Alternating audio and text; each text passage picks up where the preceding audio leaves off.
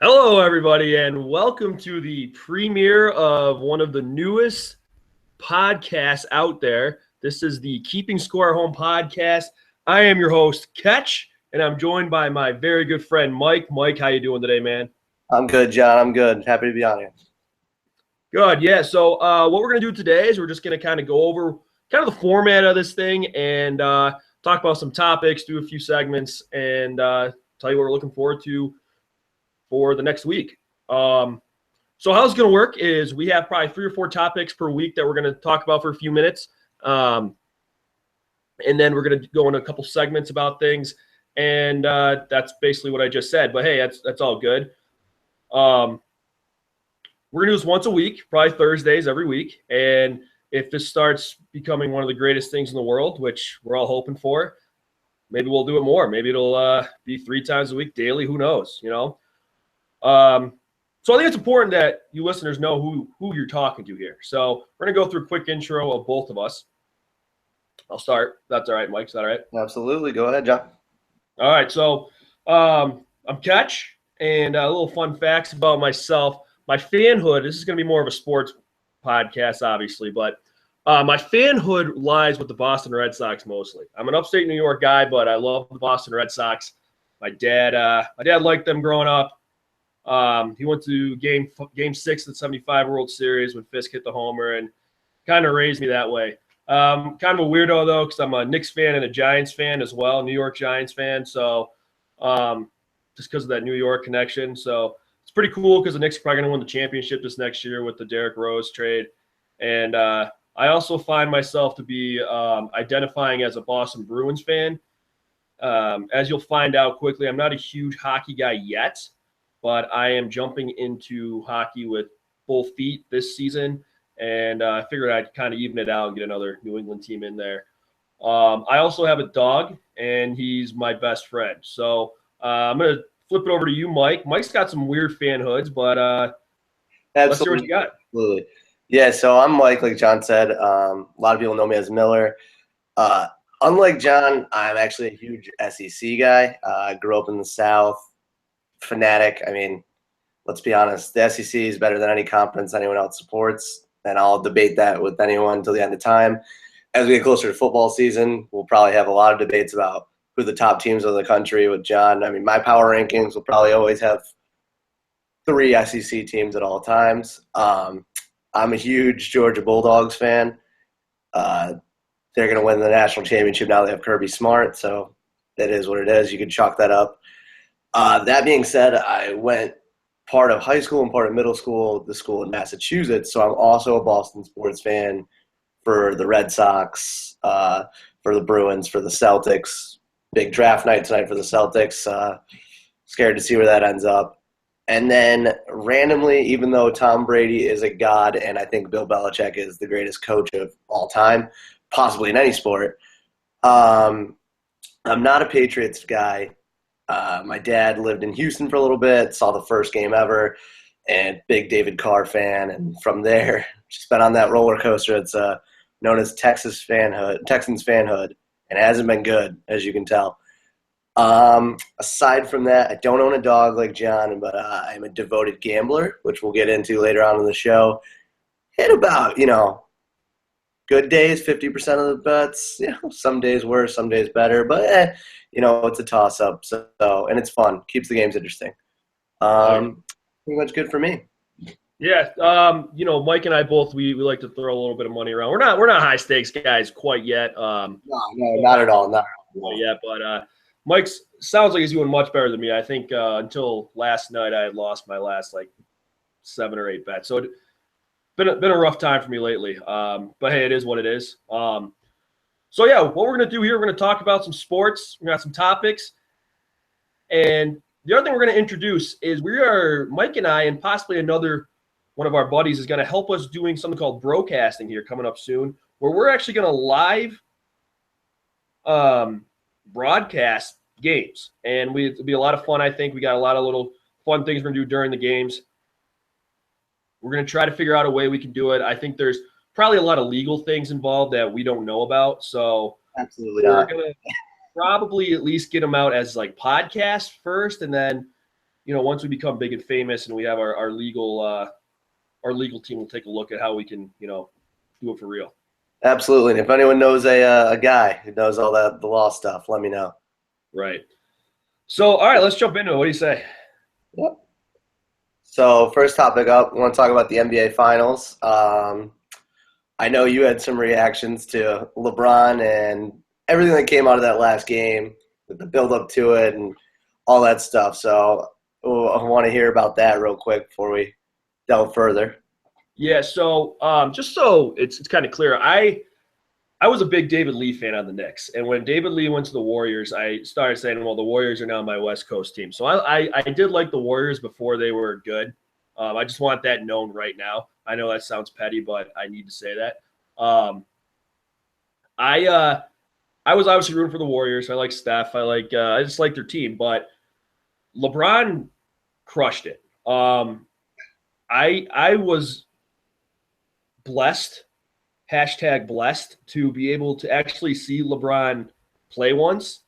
And he got a triple-double. He played the Sixers. It was a blowout, obviously. But it was pretty impressive. He's so much bigger than everybody else, and you just saw it. He's just a much better – he's a horse. He's a horse among ponies. He's he's really one of the premier athletes I think to ever live. Absolutely. What do you think, Mike? Honestly, John knows this. I'm not a LeBron guy. I've always hated LeBron. Grew up a Celtics guy, and the battles he used to have with our big three and then all that stuff, I just always didn't like the guy. I didn't like his attitude. Never have, never will. It's fine.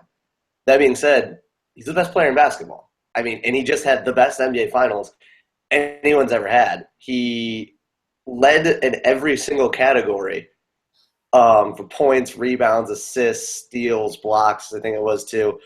All 5 of those. This is the first one ever to lead in all categories for both teams.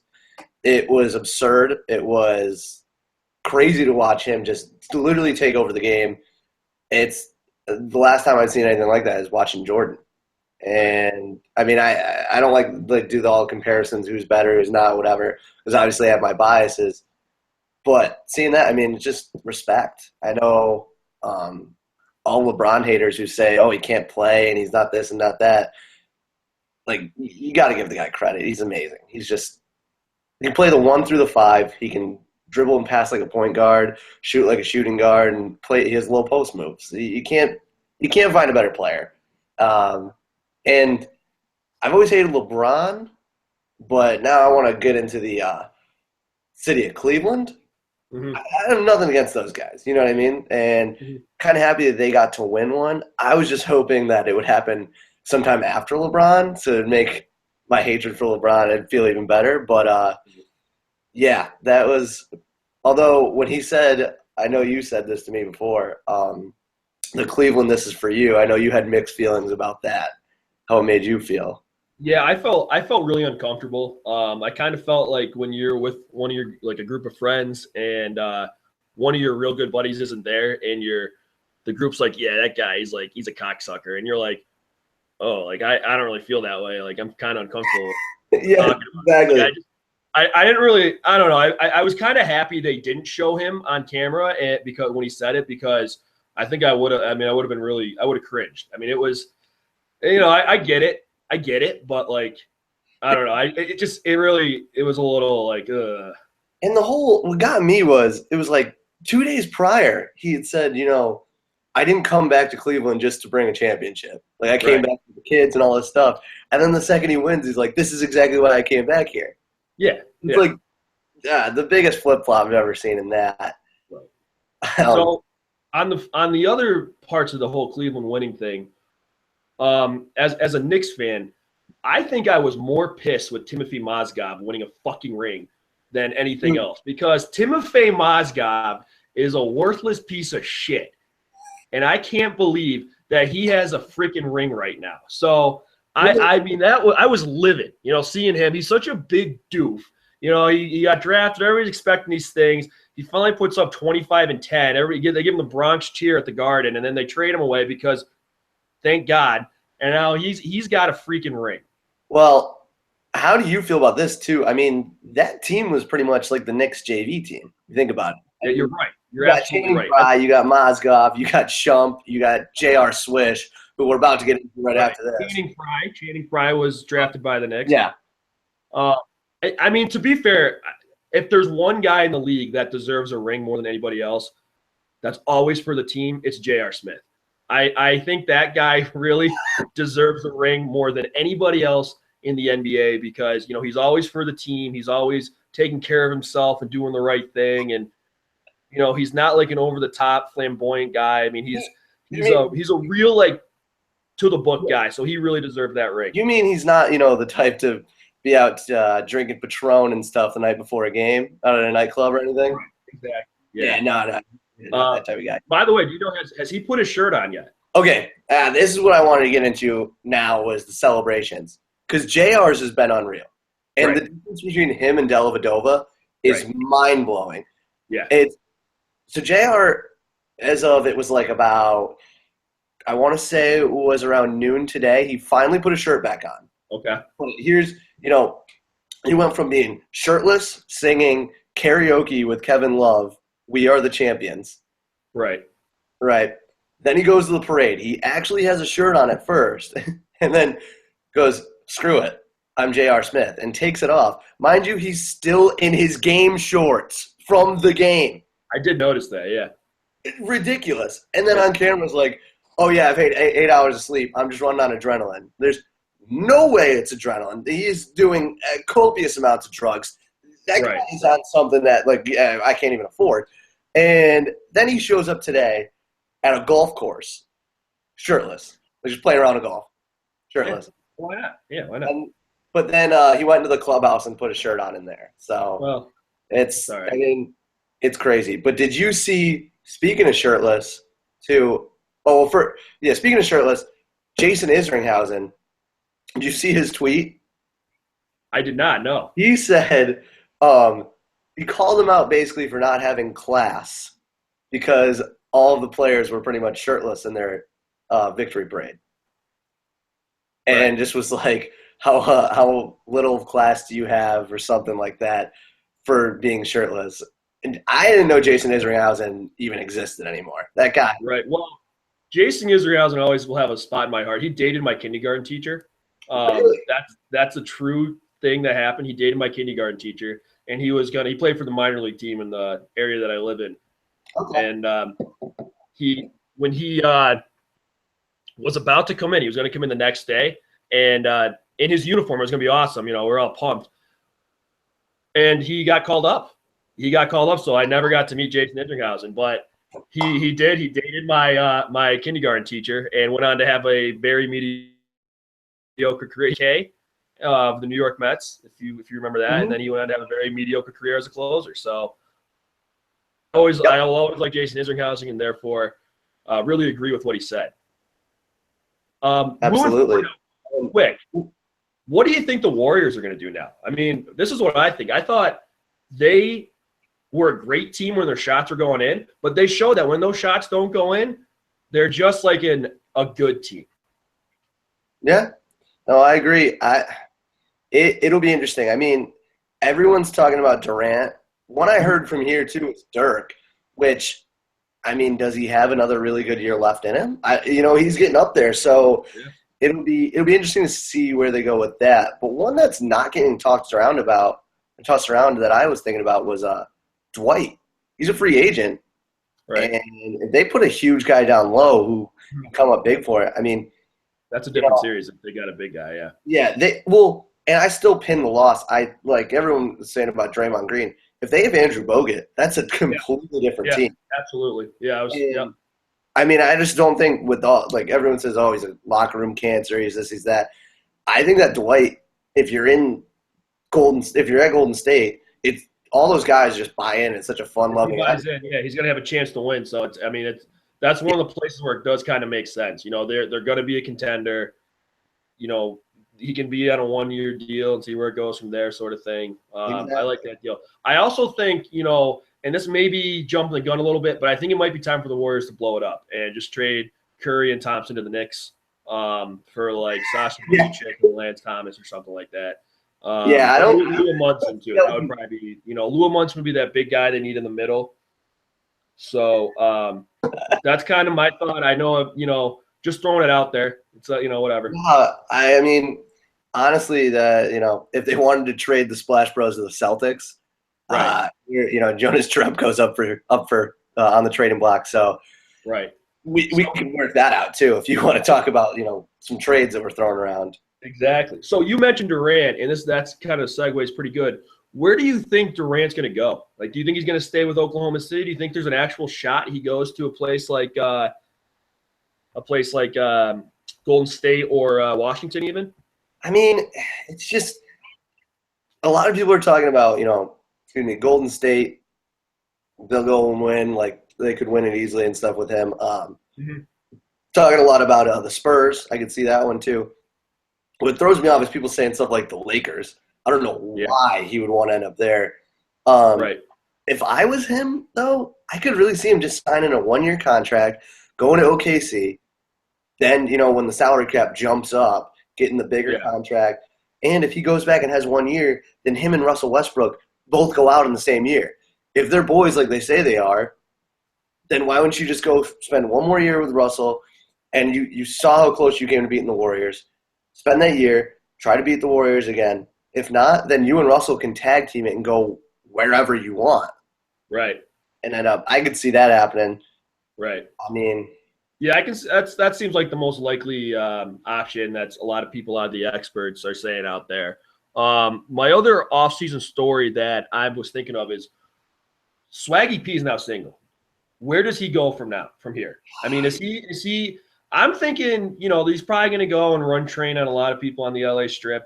But 100%. maybe Swaggy P was just looking for love. Maybe he's going to come back with a ring on his finger. You never know. I mean, maybe he really loved Iggy, and he's going to be he misses her. He just wants to be loved. Yeah, I mean, well, the way to show love is definitely through infidelity. That's 100% the way to go. So I'm more concerned about, is he even going to be in LA after this year? Yeah. Because I don't know if you saw, he tweeted really funny after that D'Angelo Russell commercial that just came out where Russell throws the phone away. Yeah, that was good. He tells Simmons, like, whatever. So with that locker room being how it is, you take the 30-year-old with a weird nickname that I don't even know where it came from. Like, he's 30 and he still gets called Swaggy P. You can't do that. Right. And then, so do you take him or do you take this young stud, D'Angelo Russell? We didn't play as much as they thought would have liked last year, but you're trying to build your franchise around the guy. Like, yeah. A no-brainer. I would ship Nick Young off. And, as far as the Iggy stuff goes, tough luck, kid. You lose some, Right. Don't brag about cheating on while you're getting taped. Back to Durant real quick. If you were to go to Washington, do you think Washington now becomes a serious contender in the East? I know he's probably not going to, but do you think they actually do? So, on paper, yes. I mean, you throw him in with John Wall, Bradley Beal. I like Gortat. He's a good defensive player. I don't think he's anything special. Mm-hmm. But no one's beating the Cavs in the East. Like, it's just, you're gonna have to add a superstar. Like, if you went to the Celtics, now we're talking a little bit because they're a team that looks poised to make a run. If you went to, I don't know, maybe the Hawks and somehow they keep Horford, but I still don't. No one's gonna beat the Cavs. It's just not gonna happen. Yeah, you ready for a hot take? My hot take here is that from now until the end of the NBA, no team from the East will win the NBA championship except for the following teams: Celtics, the Bulls, the Heat, the Knicks, and maybe the Sixers. Dude, I think the Sixers, I mean, they're going to pick up Simmons tonight. But I think I'm saying every other team in the East, no matter who they sign, no matter what, they're never, ever going to win a championship. Like, people are saying, like, the Raptors are good. Yeah, they are. They're a nice little team. But the Raptors are still the fucking Raptors. They're not going to win an NBA championship. Yeah, and I was seeing, they're weirdly that team that's like, they're 2 years away from being 2 years away from being good. Like, right. Like, I don't understand. They're like, oh, we're building for when we're built. Like, no. They're never, ever going to be good. I wrote something today about how I don't think any team from Canada will ever win a major sport, except maybe hockey. But they haven't won in 20 years. Yeah, But I don't think huge any drought. team will ever win a major sport. But dude, imagine the pressure too on the hockey teams from Canada. Right, right. You know that if you don't win, you're like in the finals. It's like Yeah. Vancouver. Your whole city's gonna riot. So that's Right. another thing. But yeah, you're right, dude. The Raptors, no shot. I mean, like the Hawks were the last, but I mean, nobody ever really thought the Hawks were going to win the East. You know, I mean, it's just those teams. It's those like 5 or 6 teams I mentioned, just because like the Knicks and the Sixers at least have like the history a little bit. Same thing with I know the Bulls probably aren't going to be great this year, and they weren't great this past year. Same thing, they have the history. Celtics, I mean, Celtics are maybe one piece away from being a true contender. I don't know. Let's see. Yeah, we'll see with that. I mean, I still have my question marks and everything about them, but that's just me being a fan. But once the season starts, I'll be that delusional fan again who's sitting there I'm going to be telling you the Celtics are going to win the title this year. It's just going to happen. It's like the Knicks are going to win this year. Right. Well, they're going to go 74-8 this year. But anyway, so we're going to move on to baseball. And just real quick, kind of, because we're getting close to the All-Star break. And we'll go about halfway through the season. I want to hear 3 teams you like in the AL and NL and 3 teams you don't like in the AL, NL. All right. I got a few teams I like. I really like the Astros. And, people be like, oh, well, in the beginning of the year, everyone was jumping on them. But, yeah, as of 3 weeks ago, everyone was saying, wow, how bad are the Astros? They're just so hot of late. I mean, they won 8 of their last 10, I think it is. They're only 2 games back in the wild card, and they're just going to make a run for it. And then I see once they get in there, those guys mash. And if Keuchel and company turn it around, which they're going to in the second half, they can be very scary once they hit the playoffs. That being said, another team that I like, Blue Jays. It hurts me to say it as a Red Sox fan. They have a stacked lineup. They're another team that struggled right out of the gate. Everyone knocked them, and we're like, hey, they aren't what they were supposed to be. They're like a letdown. They're this or that. But everyone knows it's not how you play at the beginning of the season, not at the end of the season. They're a team that's, they're starting to spark it right around going into this All-Star break coming up. Tulo will turn it around. He has to. And they're trying to improve their pitching right now, even though if you look at it, every starting pitcher they have, besides Stroman, has a sub-4. And if you have all 5 guys, like Stroman will get down there again, but if you have all 5 guys throwing sub-4, think about it. That's a filthy rotation. What the Red Sox would give for that right now. Unreal. Last one I like is the Rangers. This one surprised me. I didn't think that they'd be anywhere near as good as they are. Mm-hmm. And I don't know why I didn't see this from the beginning. They have a great lineup. Fielder and Beltre, they mash. They mash the ball. Big pickup through Ian Desmond, too, this offseason. That guy, he's so versatile, so athletic. And, I mean, he's always been able to hit. I mean, last year they tried to make him a shortstop in Washington, and you could just tell he was uncomfortable. Like, it's not his position, whatever. So he's great. And then if you look at the rotation, Hamels and Lewis have been unreal. Yeah. Yu Darvish came back. He went back on the DL. If he comes back healthy and they have those 3 to be studs at the beginning of the rotation, especially when they make it to playoffs, those 3 guys being your anchor, good luck after that. Good luck coming back from that. So we have 2 of the same ones. One of mine was the Rangers as well. Desmond's been pretty good. I mean, he was a shortstop in Washington. I mean, he played shortstop there for years, and he's made the transition nicely to the outfield. I also think if they figure out a way to get Joey Gallo in the lineup, that's going to make them that much better because that guy's a stud. He is really, really good. He rakes. Yeah.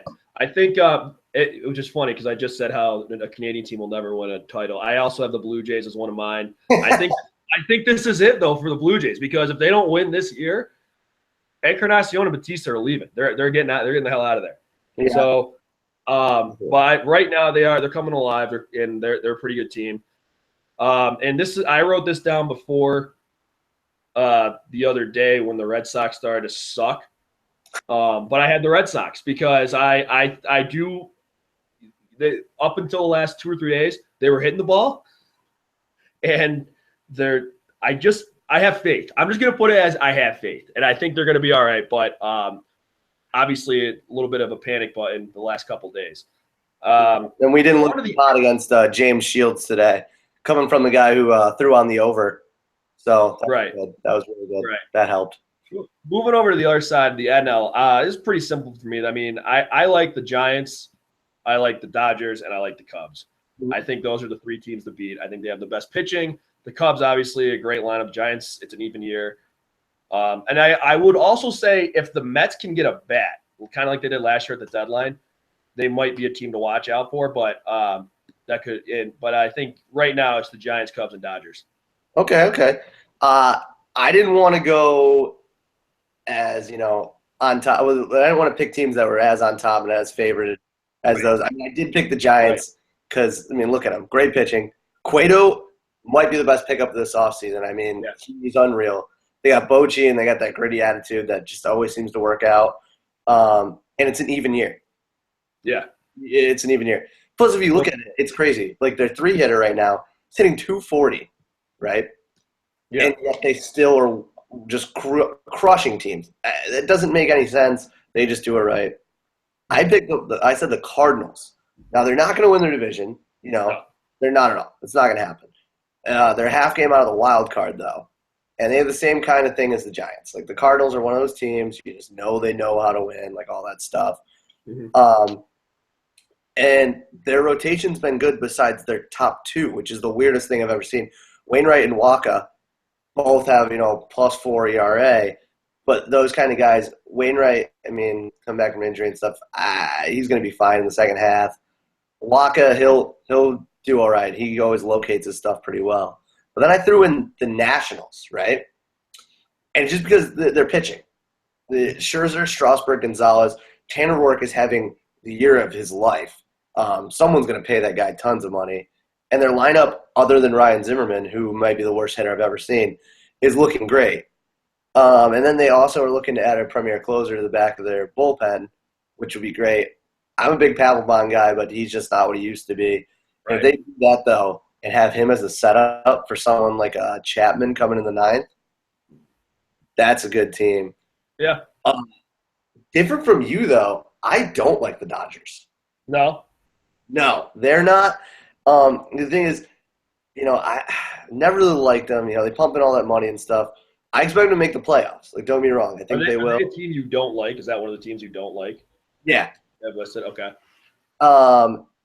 And I see them making the playoffs. It's going to happen, like whatever. But I don't expect them to have a shot at the World Series, even with Kershaw being as good as he is. I don't believe in the playoff thing about Kershaw either. I think Kershaw, he needs to get more benefit of the doubt for his performances there.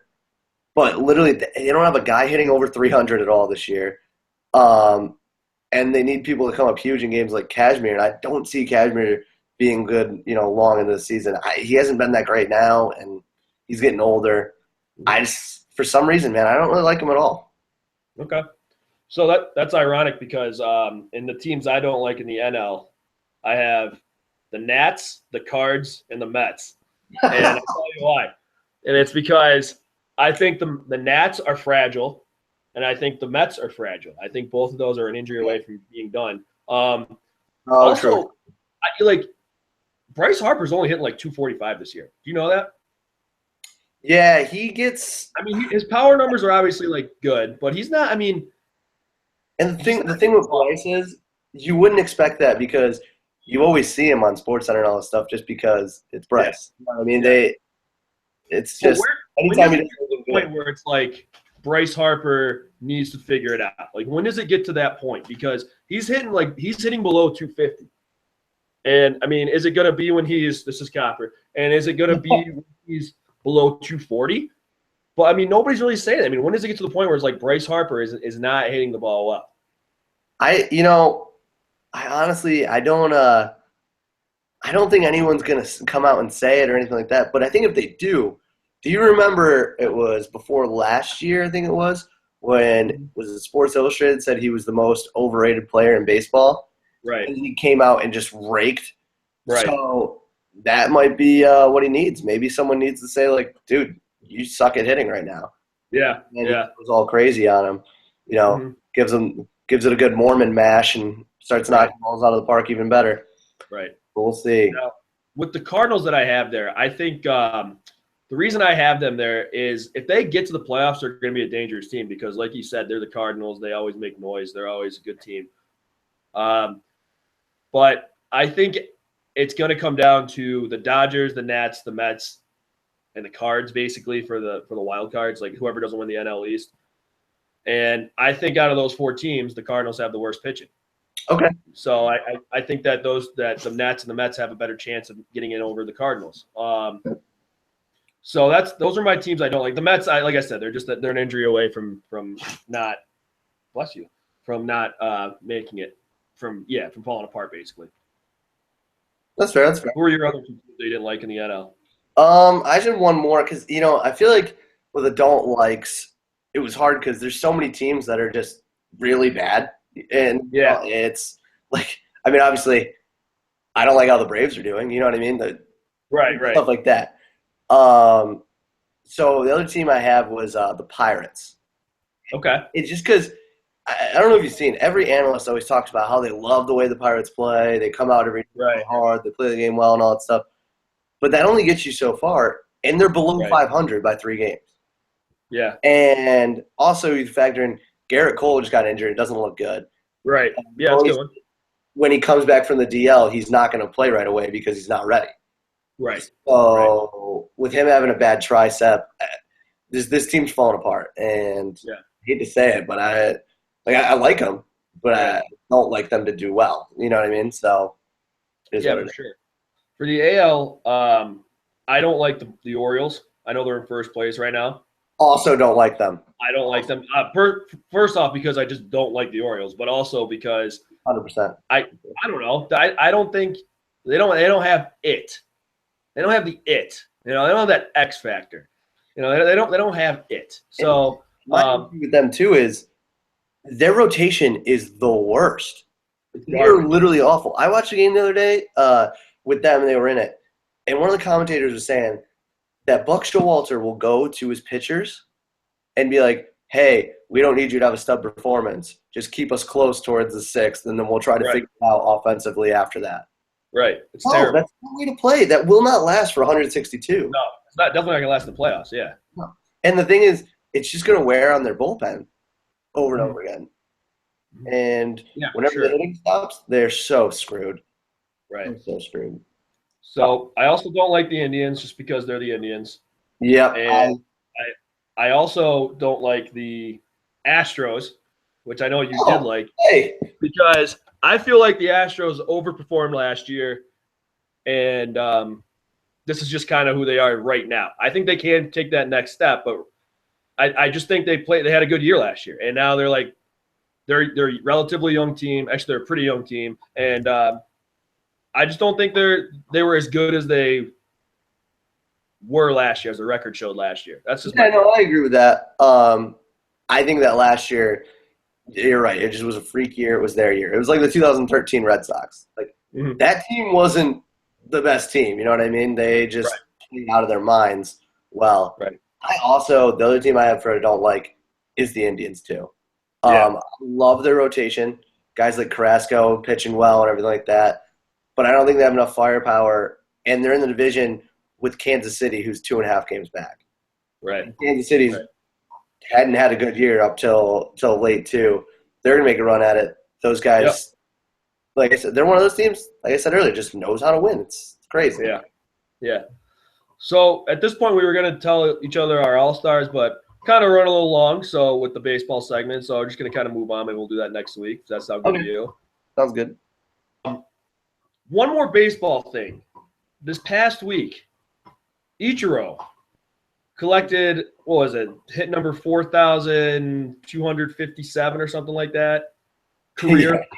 So to pass Pete Rose on the all-time list, I'm using air quotes, on the all-time list. Pete Rose didn't like it. He said, oh, they're trying to make me the hit queen. I don't really think anybody was arguing that Ichiro was the hit king. I don't know. I didn't see anything. I just saw that Pete Rose kind of put him on blast. What do you think here? Honestly, there's no way he's the hit king. I have the utmost respect for Ichiro. I think he's He's first ballot Hall of Famer. Like he's amazing. But stuff like this, and it makes me think when they say, well, Ichiro played in Japan, and that's pro baseball. Right. Yeah, well, Pete Rose had over 400 hits in the minors, and that's pro baseball too. Right. Are we counting those? Exactly. It's like when Warren Moon, everyone brings up his CFL stats. Right. Those don't count in the NFL. Like I know he was great in the CFL, and that's awesome, and I'm glad he's a Hall of Famer because he deserves to be. But who gives a shit what he did in Canada? I don't think Canadians give a shit what he did in Canada. Oh yeah. Top it off. Tim Kirkshin said playing in Japan is like the equivalent of playing in like a AA or AAA. Yeah. So Willie Montano was a good hitter in Japan. I mean, come on. Exactly. Yeah. It's just crazy. I have a couple ideas for Ichiro, how to combat this criticism, if you don't mind. Okay. So one of the ideas I had was that he stays long enough, it actually does get 4,257 major league hits. So that would be, let's say he gets 100 hits a year. That's like 14 more years he has to play. He's in pretty good shape. Keeps the wheels going. He could do that. The other idea I had was he just embraces it. It says like, yeah, I am the hit king. I am the hit king. Like I'm the best hitter of all time. And you don't want to do that, John, because Pete Rose, he's out there in Vegas somewhere right now. He's got a guy. Yeah, Pete Rose has got a guy. You know what I mean? He's got a guy who, if Ichiro starts popping off in his mouth, next thing you know, Ichiro's 6 feet under somewhere. And it's just, you don't want that. Pete Rose could easily make a call, and we would never hear from Ichiro again. But my other idea is that he gets one of his Japanese friends, Ichiro, I'm saying right now, who's good at computers because let's face it, and hacks onto Pete Rose's website. And have you ever been to Pete Rose's website? I have not. It says Pete Rose, home of the Hit King. So hacks the website and changes it so it says, welcome to PeteRose.com, home of the Hit Queen. Just, it's like just like a guys being guys kind of thing. Just like a joke, I mean, I think Pete Rose would really he'd get that, I want to say he would, but then I just keep envisioning him running through catchers at home plate. You know what I mean? And like visibly ruining careers and stuff. So yeah, I want to say he would, and I think that he'd be a good sport about it. But there's that little thought in the back of my head, like I said, man, one call. Yeah. He finds out who hacked in. Oh yeah. That could be brutal. That could be it. Yeah. So that's our baseball talk for this week. We'll get more into that next week, maybe more All-Stars, see if there's any new storylines going in next week as well. Rio, we got the Olympics coming up pretty soon. So I'm a big Olympics guy. I know you are too, Mike. I love watching the Olympics. It's hard to hate on the Olympics because we always win the medal count. Right. I do like it though. I love watching it. But Brazil, man, they're fucking up, Brazil right now is when I plan out my trip around the world at some point, like I do in Always Sunny. Right. And he puts the big X over Africa. Yeah. Right now Brazil's got a big black X over it for me. Yeah, Brazil. I mean, they got the Zika scare. They got terrorists just opening fire with machine guns on the major highway where all the athletes will go through. Yeah. Rory pulling out. And then just yesterday, they have a Jaguar that's supposed to be part of the opening ceremony thing, which how that factored in, I don't know. But they got loose and ran rampant on people and stuff, so they slaughtered it. Well, this seems reasonable. Yeah, but like everything is just going berserk down there. Nothing is, put together. I always love when they put the Olympics in a country that really shouldn't be hosting the Olympics, and they're always like, there's like 3 months of the Olympics, like, oh man, like, are the Olympics going to be held there? We might have to pull them. Like, we might have to send them somewhere else. Like, where the fuck are you going to put them? Like, where? Like, who's the backup Olympic place? I mean, it's got to be the U.S. It's got to be the U.S. But seriously, I think what would happen is it's like when a pitcher's struggling on the mound, and then he looks into the bullpen and he sees the manager make a call, and he looks back and he sees the guy starting to get warmed up. And like, oh shit, I better start pitching better now. Like, if they were to say, hey, Brazil, if you don't get your shit together, the Olympics are gonna be in Los Angeles. Like, that's gonna happen. Then maybe Brazil, there's a little more sense of urgency there. But they haven't said like, hey, dude, like we're gonna move these things like for real. They're just like, oh, we might move them. You know, you never know. You know. That's true. That's true. I mean, I've always been a fan of just these things need to belong in power countries. Like every time it's somewhere, it's like the Qatar World Cup. That's going to be a disaster. Oh, that's going to be a disaster. Yeah. But side note about this, I did want to point out, you know who actually wins here in this whole Rio falling apart thing? The Russian track team.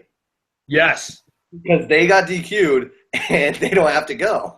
Yes. And if you think about it, Russia always wants to be this powerhouse, like this like juggernaut, like side and everything. Yeah. They say now they don't look like pussies. Now they're just like, oh, we're not allowed to go. Like, oh shit, like whatever. Yeah.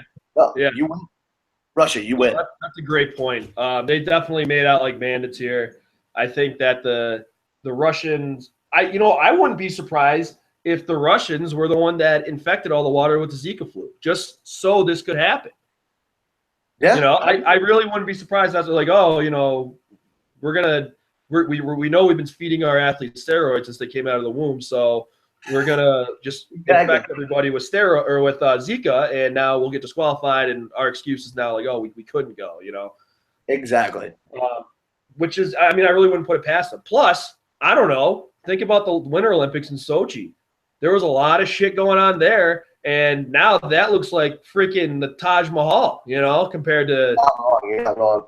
And you know, as an athlete, do you go? Yeah, I fucking go. Absolutely.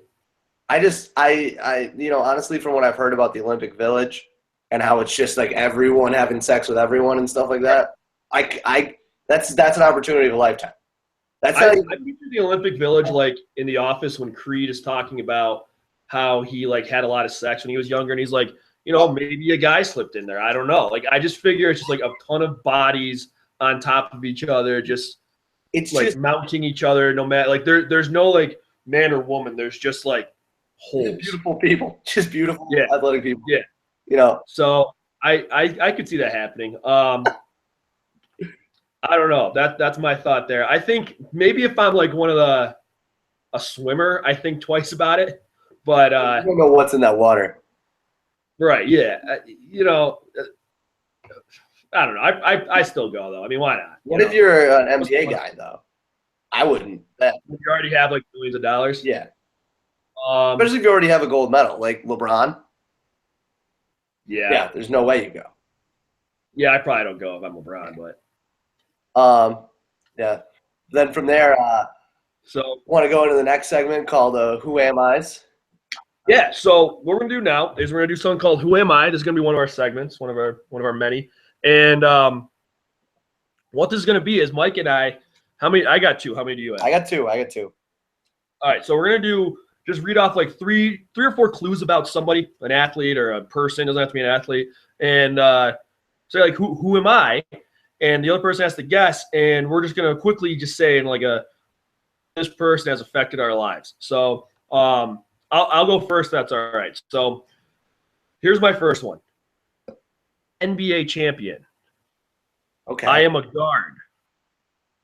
In Australia, I went to a private college / university in the USA. Who am I? Kyrie Irving. Matthew Dellavedova. What? See, no, Kyrie was born here. He grew up in Australia, though, right? No, you were right. He was born in Australia, but so was Dellavedova. I did that one on purpose because I knew I'd trick you. If you said Dellavedova, I would have said Kyrie. And okay, that's I like that. Yeah, neither one of them has really affected my life. I think Dellavedova looks like Gibbiati from the league, but other than that, definitely. And Kyrie made a huge shot, so that's how they both affected my life. Dude, Kyrie shot. We're not going to go back in the NBA, but that was amazing. Right. All right. So now you ready for mine? Yeah. All right. My first one is professional athlete, football player. Okay. Who was recently involved in a hit and run. He's the leader in single-season all-purpose yards for the conference he played in, which I'm a very big fan of. He first committed to Oregon, but decided to decommit and go closer to his hometown of Caryville, Texas, and is a former Heisman winner who won over Manti Te'o and Colin Klein. Ooh. All right. So initially, when you said a hit and run, I said Dante Stallsworth, but I don't think that's it. Is that It was a little while back, I think. too soon? Too soon? Not soon enough. But let's see. Heisman Trophy winner. Who won the Heisman recently? Manti Te'o wasn't that long ago. Was it Johnny Manziel? Yeah, you got it. You got it. There you go. All right. Yeah. That's pretty good. So how has he affected your life?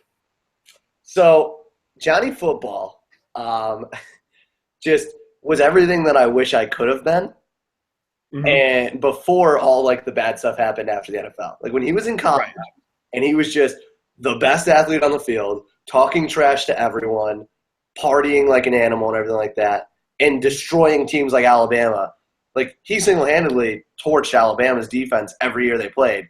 And they had no clue what to do with him. It literally just so much excitement it gave me and everything like that. It just sucks that he really couldn't beat other teams that well. Like every year he was like 8-3. So, but being a big SEC guy and seeing a short white kid like that, go and dominate, being a short white kid, it was pretty special. I liked it a lot. Yeah, that's pretty awesome. Yeah. Exactly. All right, so here's my second one. Well, that's before he started beating women and like. And doing tons of drugs. Yeah. Yeah. Well, tons of more drugs. Yeah. Yeah. Here's my second one. I was born in Canada. Okay.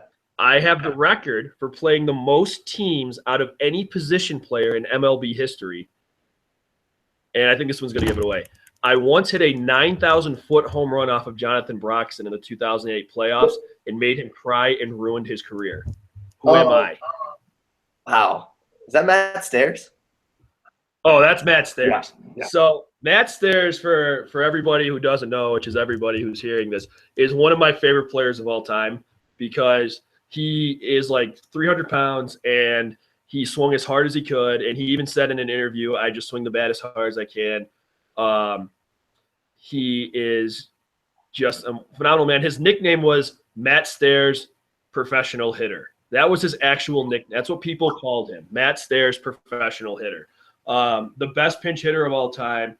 And I was reading something the other day that said if he was in the right spot for his whole career and played like a normal amount of games, he would have been a Hall of Famer, which I find hysterical because he's just so fast and great. I'm a big Matt Stairs. I love Matt Stairs. I love him. Okay. That's my guy. All right. Then my second one is he's a sports broadcaster who studied at Fordham and recently made headlines for going on a rant against socialism during a broadcast. He got his start calling college football games for CBS over 67 years ago and built himself up from there to do everything, including NFL, MLB, PGA, and tennis stuff. This was his last year, and this will be his last year, but his first ever MLB calls were actually for the Brooklyn Dodgers in 1950. That is Vin Scully, isn't it? Oh, 100%. 100%. Vin is just one of the best. Like, he's one of the greatest sports broadcasters we've ever seen. I mean, his record stands for itself. His resume stands for itself. It's impressive. And I even now, because I have MLB TV, I'll flip over and I'll listen to his broadcast and stuff some nights just because you never know what's going to come out. He keeps it so wild and entertaining. Like I said, he went on a rant against socialism the other day because he was asked about how he felt about Bernie Sanders, which was just so out of left field that great stuff. Yeah. Well, that's good. That's our Who Am I segment. So now we're going to transition to the reality TV minute or two. For those of you that, again, don't know, which is everybody. So we should make a drinking game. Whatever I say, for those of you that don't know, you take a drink. But yes, I love reality TV. I watch The Bachelor, The Bachelorette, and I watch The Challenge. I also like to watch Wife Swap when that's on TV. I think I'm going to try to get into Survivor again. I really like reality TV. So Mike's just going to ask me a couple questions about what's going on in The Bachelorette and The Challenge. Side note, real quick. Do you ever watch like The Real Housewives, or is that just too much? I haven't done that. I watched the OC, which I feel like is the same thing. So But I mean, it's Ryan Atwood, so it's Right, yeah. understandable. Yeah. So as the reality king, I really want to ask you about The Bachelorette Okay. and what's going on there. I know you have a blog on it and everything. Yeah. I'll just ask you about that, and then I have a couple questions about some of the characters. But I really want to know what's going on and what your thoughts are right at this point in the season. So JoJo is the Bachelorette, and she's so unbelievably hot, and she has the most perfect breasts I've ever seen in my life. This is, I think, my seventh or eighth season watching The Bachelor or Bachelorette, and so I think this would probably be the fourth Bachelorette I've seen. That makes sense. Yeah, that makes sense. Because They go every other, right? They go every other. They go. Yeah, every other. So it's a guy and girl. Every other, and she is easily the hottest one. She's looks great in bikinis, and I enjoy watching her not really wear a lot of clothes, and that's kind of where I'm at with that. Do they work that in a lot? A lot of camera angles. A lot of bikinis, yeah. Okay. A lot of beaches this season, hot tubs, things like that. Yeah. They know what they're doing. Oh yeah. Go ahead. Yeah. So on that, I'm not a big reality show guy. I don't really watch a lot of TV besides sports. You know that. Just for people listening at home to know that. But I keep hearing about this Chad guy. Yeah. And about how big of a hardo he is. I know something came out. He went on Kimmel. Something came out the other day that he hung out with an ex-girlfriend of a guy on the show. Yeah. Stuff like that. So I want to know your thoughts on him and all his hardo moves. Right. Yeah. So I love Chad. He's not on the show anymore. He was kicked off for threatening to kill people, like literally threatening to kill people, which is a shame because in all the years I've watched in both The Bachelor and The Bachelorette, there's always been a bully, obviously, but the bully is more like a like conniving, like get in your head mental type of bully. I don't think there's ever been a physical, like I'm going to steal your lunch money and shove you in a locker type of bully. And that's what Chad was. And he was on steroids, and he was, there was like this little like puny guy named Evan, who his profession was erectile dysfunction specialist. And he was just like this gross little like douche. And Chad tore his shirt because he was pissed at him. And Evan was like, "You got to give me money for my shirt." And it was like literally like a $5 V-neck. And he's like, "Evan, can you knock it off?"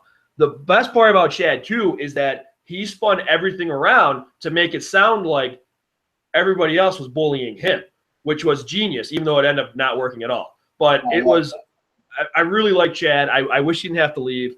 Yeah, that's Chad. Well, that's the common reversal thing. You got to factor that in and make yourself come out on top and be the victim, because then everyone feels bad for you.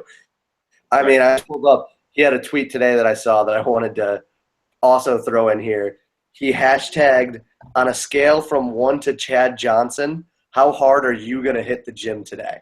So I feel like that sums him up. Like, tweet. He's a great guy. Then the second thing I got to ask, Jordan Rodgers, right? Is he cool or is he a douchey? Like I've heard that he's Aaron Rodgers' little brother, and I feel like he should just name drop his brother all the time in public and be like, "Oh yeah, like I'm Aaron Rodgers' little brother." But he's an SEC guy because he played at Vanderbilt. Right. Jordan did. So I want to know your take on him, and we'll see. Even though Vanderbilt's like that weird, smart stepbrother that's part of the SEC family, you know what I mean? Like, oddly, they don't belong, but like they're good at baseball, so we take them and they raise the GPA. So they're good at basketball once every like 5 years, right? Yeah, but that's only because they get Australians. So and SEC, like, there's only one basketball team, it's Kentucky, and they just win all the time. So it is what it is. Jordan Rodgers, I don't hate him. I don't like his hair. People like his hair. I don't like it. It's kind of one of those, like, they all have like that shaved on the side, like flip on the top thing. It looks really stupid to me. It's the European look. It's the European look. Yeah. So he's not that bad. I think he's a little I don't know how to describe it. He's a bit of like a bitch, I guess. Like he's a bit of like I can see that. he loves the camera. He loves the camera. but I don't think he's a bad dude. I don't really have any issues with him. He was kind of in a lose-lose situation a couple weeks ago because they had like a football game, and he was the all-time quarterback. And then they interviewed him. They're like, "So how are you throwing?" He's like, "Oh, I'm throwing the ball really well." And so he got a lot of shit for that on Twitter. Like, "Well, yeah, it's so pathetic that he's, you know." Yeah, exactly. Like, but good humble. no, reality, like, either that happens, he plays well and he gets shit on because he's playing well against a bunch of scrubs, or he plays like shit and he gets shit on because he plays like shit. So he's in a lose-lose. I don't hate Jordan Rodgers. He's probably not my favorite to win it. I don't really have a favorite guy right now. But he's not the worst. Did you see his ex-girlfriend called him out on Instagram? Yes, I did see that. But his ex-girlfriend still being friends with Olivia Munn, Rodgers' girl, weirds me out, man. You always got to separate as many ties as you can with exes. She's hanging around. Yikes. Oh, yeah. All right. Last question. Who's your favorite?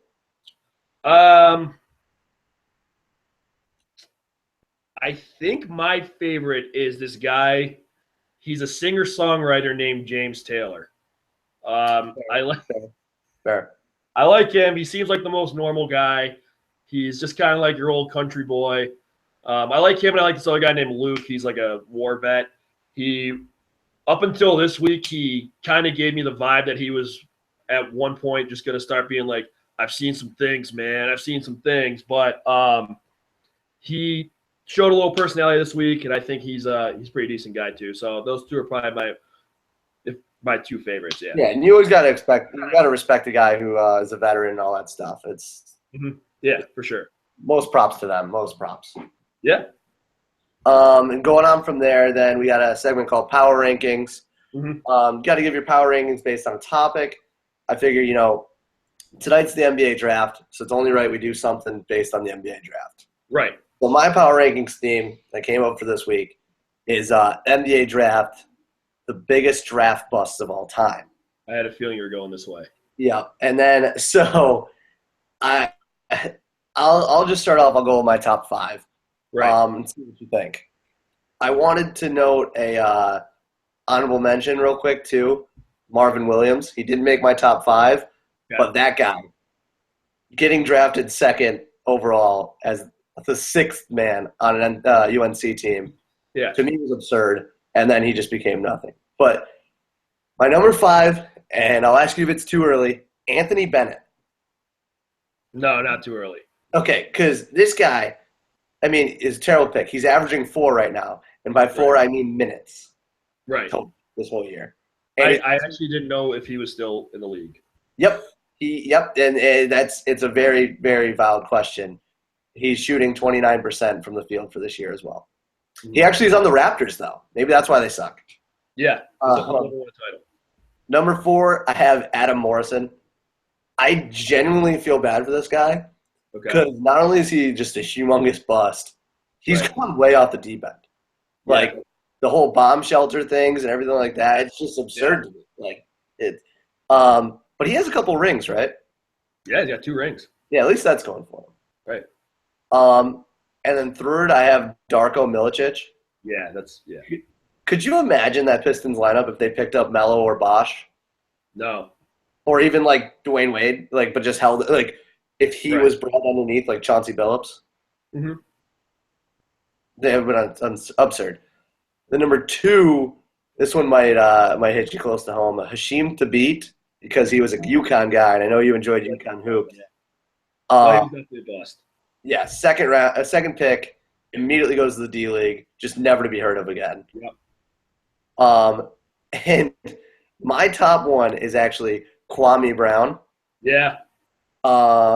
He might be the worst pick of all time. What year was he drafted? Was that like the 2001 draft or something like that? Yeah, I believe it was right around there. I believe it was. Because the 2001 draft, just period, might make my list because that was such a terrible draft class. Oh, yeah. Well, that's why I feel kind of bad about the Anthony Bennett one because if you look at it afterwards, that 2013 draft was not that good. Oh, yeah. You got the top 5 other than him is Oladipo's a solid player, don't get me wrong. Then you have like Otto Porter, Cody Zeller, Alex Len's been all right. You know, like stuff like that, where it's just, I don't know. And I can tell you, anyone who hasn't heard Kwame Brown get ridiculed by Stephen A. Smith, it is hysterical. Yeah. It just proves how awful of a player he is, really. He sits there, like if you listen, I'll pull up a little blip right now, you can hear it. It's just hysterical. Oh, hang on. It's not seeming to work. But look it up. I mean, here we go. Up too much to get a guy who has been labeled soft, although he puts up 19 and 9, which only 11 other guys do.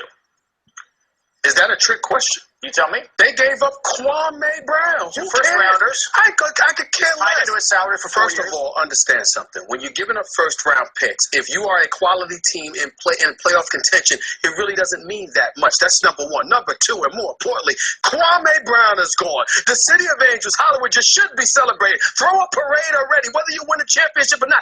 This man was a bona fide scrub. He can't play.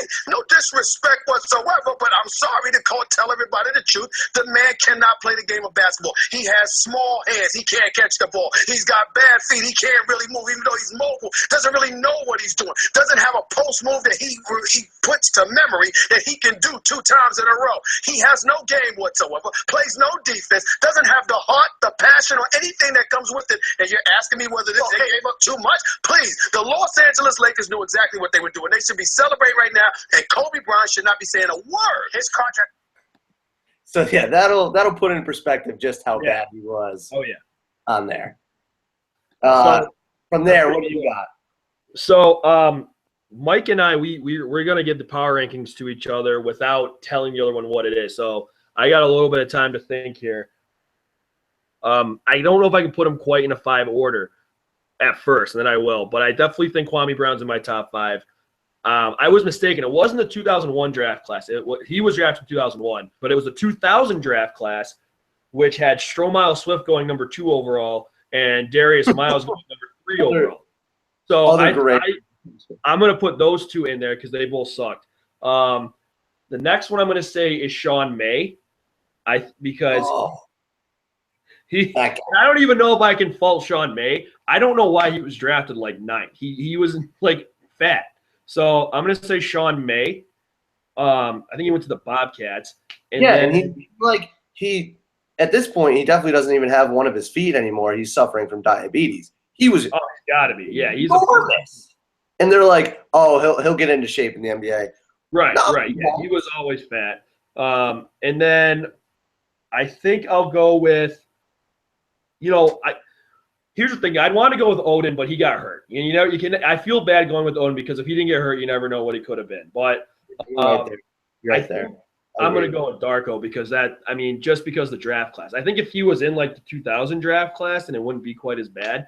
But the fact that he was in that draft class and all those future Hall of Fame, like literally future Hall of Famers got drafted behind him, I think you got to throw him in there. So if I had to rate him in order, I would say, you know what? I'm gonna say Darko is the biggest bust because, and here's why. Because there was probably an over a 50% chance that whoever the Pistons picked was gonna be a good player, and they picked wrong. It's the worst. So I'm gonna say he's first, Kwame second, Stromile and Darius 3 and 4, just because that's the order they went. And then Sean May 5. So that's my top 5. That's fair. No, I like that. I agree with that. I didn't even think about Sean May when I was doing it, but yeah, he was awful. And you're right. Honestly, even like Rashad McCants. I think that was Marvin Williams' team, wasn't it? Yeah, he was the 6th man on that team. You could easily say that UNC basketball team, and that would cover a lot. Oh, 100%. 100%.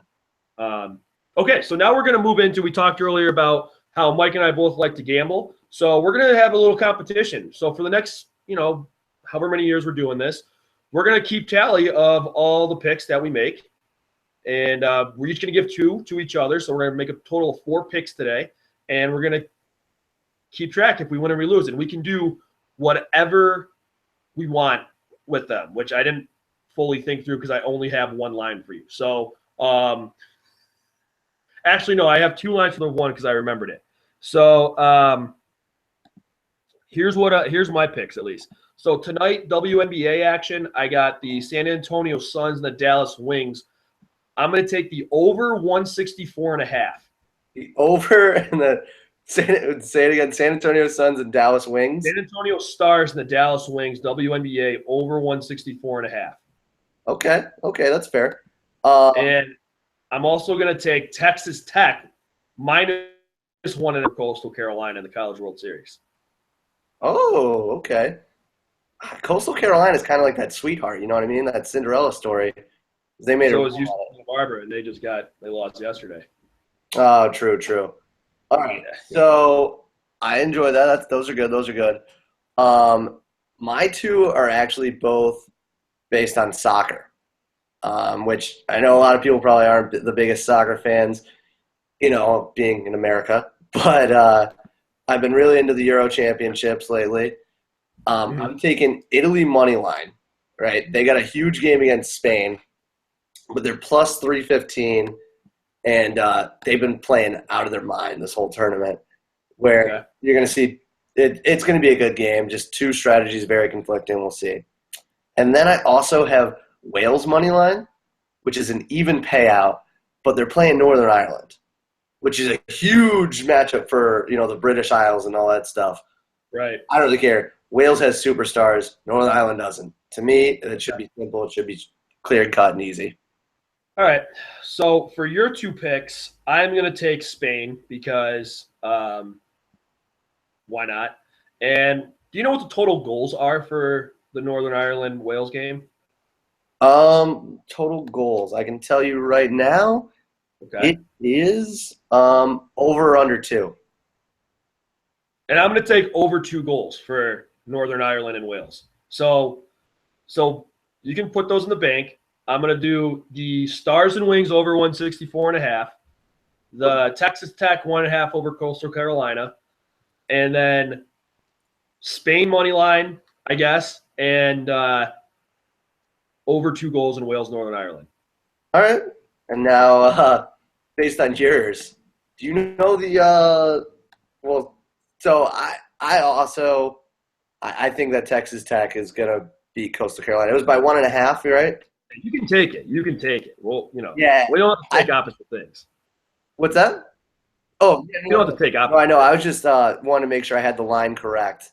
So I wanted to look at that. I'm going to take that because I just, you know, this is the point of the College World Series where it separates the good teams from the pretenders. And I just see Texas Tech from Texas. They'd be good at baseball, right? Right. As far as that goes, I just looked up that WNBA line. Yeah. I'm definitely going to take, and this sucks because by no means am I going to watch WNBA. I'm just going to be honest with you. Like, I might have the StatCast going on, but there's no way I'm pulling this up tonight. I'm going to take the San Antonio Stars plus 10 because I just don't see them scoring 10 more, them scoring enough, you know, the other team to win by 10. I don't know. I just think about high school basketball, and the girls team in my high school scored one time. I think it was 8 points in the first quarter total between the two teams. So I just factor that in. Yeah, definitely going plus 10. All right, so there you go. So there you have it. So we'll definitely keep you guys updated on next week how we did. So Absolutely. So that's it with all our segments. Now we're just gonna Mike and I are just gonna pick one or two things coming up this next week. Over the weekend that we're gonna keep an eye out for. And I don't know. Do you want to go first? Or you want me to go first? Yeah, I'll throw one out there. I touched on it when I was saying about the gambling. European Championships continue this weekend for soccer. Crazy that the top superpowers in Germany, Italy, Spain, England, and France all ended up on the same side of the bracket. So it's just great game after great game this weekend. I'll inevitably lose a lot of money gambling. It just happens. Right. And then Wimbledon's Monday. Just throw money on Serena, and it's a good time. That's what I'm going to do. That's pretty good. So what's coming up this weekend is I got the Padres and Reds meet in Cincinnati for a 3-game series to decide who's the shittiest team in baseball. We have Christian Friedrich versus John Lamb in the first game. John Lamb's a left-handed pitcher with great flow, and he has tattoos. So I'm noticing that the Reds love pitchers with tattoos. You can't go wrong with it. And with cornrows when they had Bronson Arroyo. Right, yeah. Game 2 is Colin Ria from the Padres versus Cody Reed.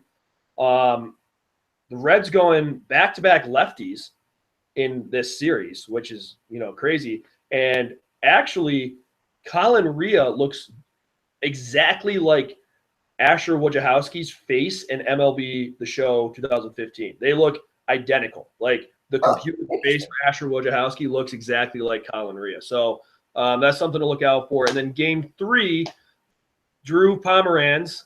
He's actually a trade target for a lot of contending teams. Having a decent season. He's 6-7 with a 3 ERA.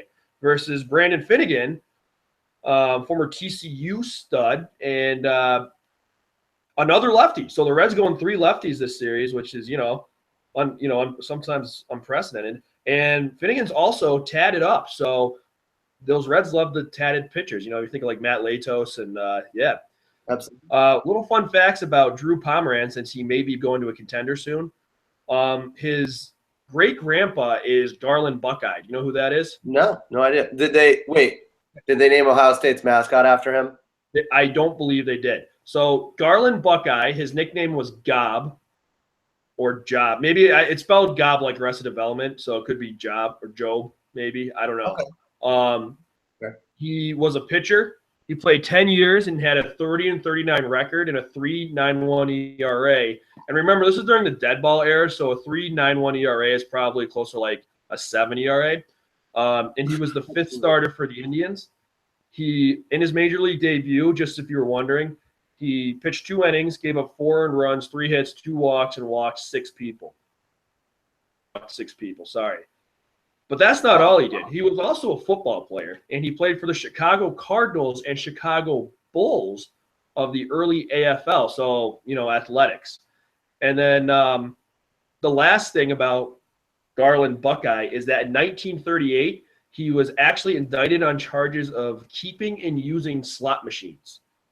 So there you go. So Drew Pomeranz, Brandon Finnegan should be the marquee matchup of the weekend. But yeah, so just keep an eye out for that Padres and Reds series to see who's the shittiest team in baseball. Yeah, and now that you mentioned it, that is very interesting. Yeah, must see TV. So I guess that about wraps it up for our first show of Keeping Score at Home. Ran a little long. We'll try to work on that, but thought we did a pretty good job. And you can follow me on Twitter at @what_a_catch KETCH. And Mike, you want to plug yourself a little bit? I know you got like a blog and stuff. And yeah, we'll be launching a site that we're actually gonna be blogging from and everything. The launch is supposed to be coming up this weekend, but you can follow me on Twitter at MillerTime_02. I love to hear what anyone thinks about it. Tweet me whenever, and you'll get a response. Yeah, and I don't think we know the name of our blog yet, so we'll let you know next week. That's part of the course with us, though. Yeah, I mean, just details. Minor details, but we'll have a launch going soon. All right, so thanks for joining. We'll see you guys next week, and